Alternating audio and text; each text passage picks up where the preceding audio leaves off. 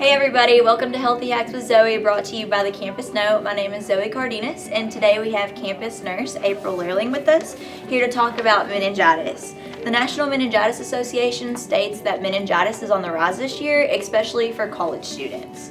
So Nurse April, can you tell us exactly what meningitis is? Certainly. So meningitis is just the inflammation, I shouldn't say just, it is the inflammation of the membranes around the brain and the spinal cords that puts pressure on the brain and spinal cord when they get inflamed. And so it can be caused by a number of things. The outbreak that's currently going on is caused by actual meningitis disease, which is not the same thing as meningitis. You can have meningitis B and not meningitis, and vice versa. But meningitis B, which is the current outbreak, is a certain type of bacteria that causes meningitis.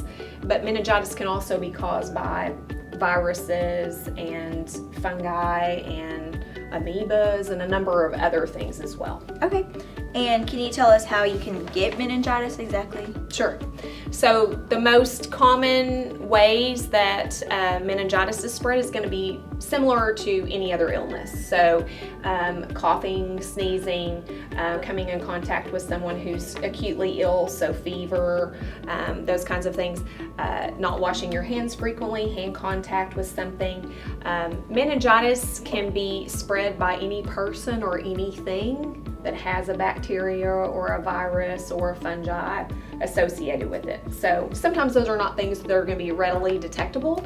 So we just need to make sure that we're taking care of ourselves and being mindful about our contact with others. All right, and can you tell us how you can prevent meningitis? Sure.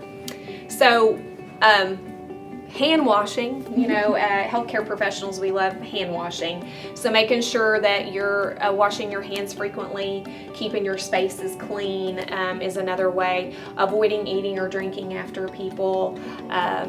So we also have vaccines for meningitis, certain kinds of meningitis. So the bacteria that cause some of the most deadly forms of meningitis, there are vaccines for those, and one is going to be serogroup B. It's a separate vaccine. It's not the one y'all are required to get as students, okay? And that's the one we see kind of in Massachusetts and Oregon that currently there's an outbreak. But there's also a meningitis vaccine that protects against A, C, Y, and W, that's what a lot of students who live in campus housing received. And so that's another vaccine that you can get. They have different dosage schedules, and different individuals are encouraged to get them, so talking with your provider about that.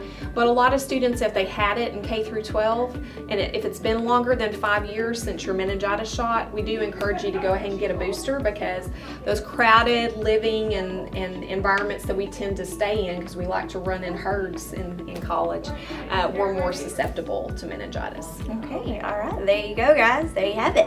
All right, thank you, Nurse April, for being here with us today. Tune in next time to Healthy Hacks with Zoe, brought to you by the Campus Note. Bye.